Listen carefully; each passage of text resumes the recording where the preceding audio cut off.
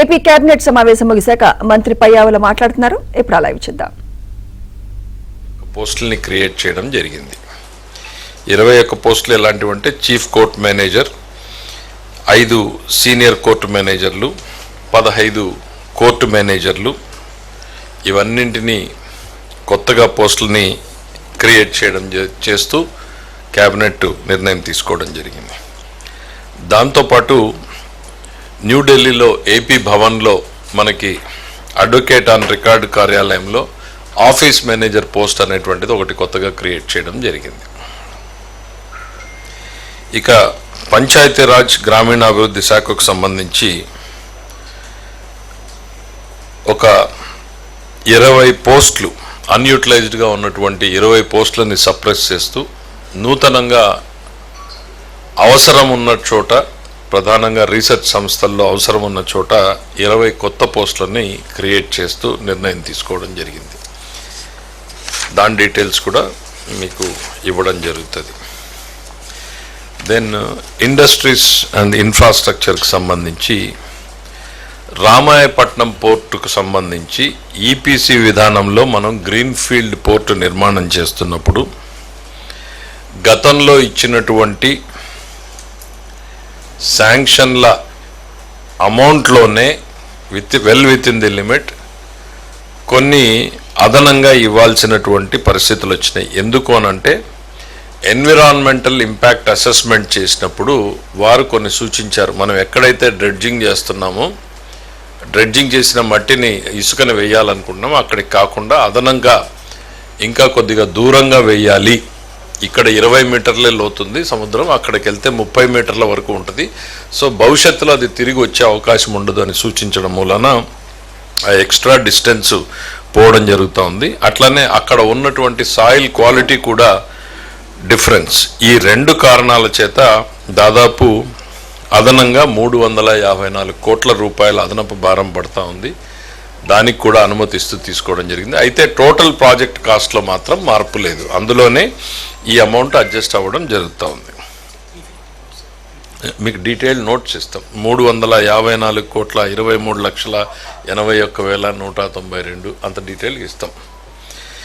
ఇక agriculture and కోఆపరేషన్కి సంబంధించి Markfed NDCC నుంచి 1800 కోట్లు ఫ్రెష్ వర్కింగ్ క్యాపిటల్ లోన్ తీసుకోవడం కోసం, గవర్నమెంట్ గ్యారంటీ కోసం ఇవాళ క్యాబినెట్ అప్రూవల్ ఇవ్వడం జరిగింది.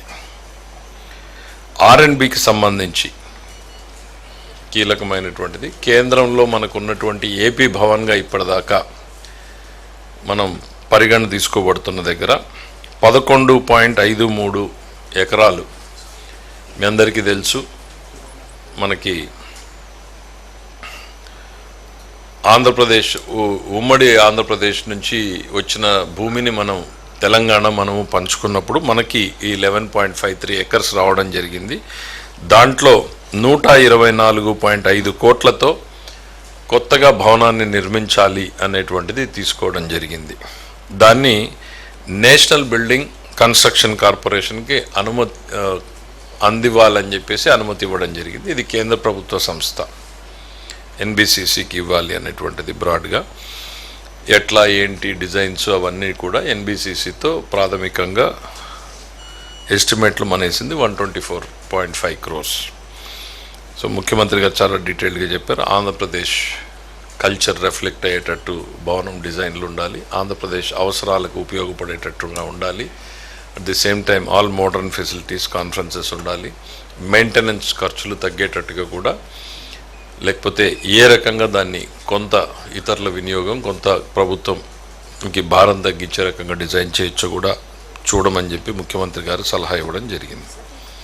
పీపీపీ కాదు, స్ట్రైట్ అవే అది పీపీపీలో చేపట్టడానికి వీలు లేదు కాబట్టి అది కేవలం ఆంధ్ర ప్రభుత్వమే చేస్తూ ఉంది. మనం కాకపోతే we can rent it out, lease it out, అట్లాంటి ప్రొవిజన్స్ ఉంటాయి, వాటిని పరిశీలించమని చెప్పారు. బట్ బేసిక్గా ఆంధ్రప్రదేశ్ సంస్కృతిని ప్రతిబింబించేలాగా భవనం ఉండాలి అనేటువంటిది, దానికి మంచి పేరు కూడా సూచించవచ్చు. మీరు కూడా పౌరులుగా ఆంధ్రప్రదేశ్ భవనానికి ఊరికే సింపుల్గా ఏపీ భవన్ అనేటువంటి పేరుతో కాకోకుండా కొంతమంది స్వర్ణాంధ్ర భవన్ అన్నారు, ఇంకా ఏదైనా బెటర్ నేమ్స్ ఉంటే కూడా సజెస్ట్ చేయండి.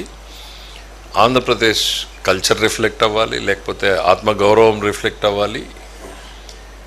మన ఆ రకమైనటువంటి పేర్లు సజెస్ట్ చేయమని చెప్పి కూడా కోరడం జరిగింది. ఇక మున్సిపాలిటీస్లో మనం వేస్ట్ టు ఎనర్జీ ప్లాంట్స్ ఇచ్చాం. అంటే అక్కడ ఉత్పన్నమవుతున్నటువంటి చెత్త నుంచి ఎనర్జీ తయారు చేసుకునేటువంటి ఆల్రెడీ మనం అక్కడ ఉన్నటువంటి ల్యాండ్ ఆ ప్లాంట్ పెట్టడానికి వాళ్ళకి అన్ని పర్మిషన్స్ ఇవ్వడం జరిగింది. అయితే ఇవాళ ఆ రిజిస్ట్రేషన్ ఛార్జెస్ ఒక 2% ఏవైతే ఉన్నాయో ఆ ఎగ్జంప్షన్ ఇవ్వడం జరిగింది. దానివల్ల 25 కోట్ల రూపాయల విలువైన ప్రాజెక్టుల మీద మనం ఆ 2% ట్యాక్స్ని ఎగ్జంప్షన్ ఇవ్వడం జరుగుతూ ఉంది వేస్ట్ టు ఎనర్జీ ప్రాజెక్టులకు సంబంధించి. రెండవది మున్సిపాలిటీస్లోనే రకరకాల లోకల్ బాడీస్కి సంబంధించి కొన్ని దగ్గర షాపింగ్ కాంప్లెక్స్లు ఉన్నాయి, కమర్షియల్ కాంప్లెక్స్లు, షాపింగ్ కాంప్లెక్స్లు. దానికి యూనిఫామ్ రేటు లేకుండా ఉంది, ఒక్కో దగ్గర ఒక్కో రకంగా ఉంది. దాన్ని మొత్తం ఒక యూనిఫామ్ రేట్కి టర్మ్స్ అండ్ కాంట్రాక్ట్, ఒక రేట్ అని కాదు, యూనిఫామ్ టర్మ్స్. ఇప్పుడు ఏంటంటే కొన్ని దగ్గరలో 3 సంవత్సరాలకి లీజ్ ఎన్హాన్స్ చేసేలాగుంది, కొన్ని దగ్గరలో 1 సంవత్సరానికి ఉంది, కొన్ని దగ్గరలో 2 సంవత్సరాలకు ఉంది. అట్లా కాకుండా యూనిఫామ్గా ఎవ్రీ ఇయర్ 7% ఇంక్రీజ్ చేసేటట్టు ఒక అమెండ్మెంట్ చేయాలనేటువంటిది. అట్లనే మున్సిపాలిటీ గతంలో గ్రౌండ్ ఫ్లోర్కి అదే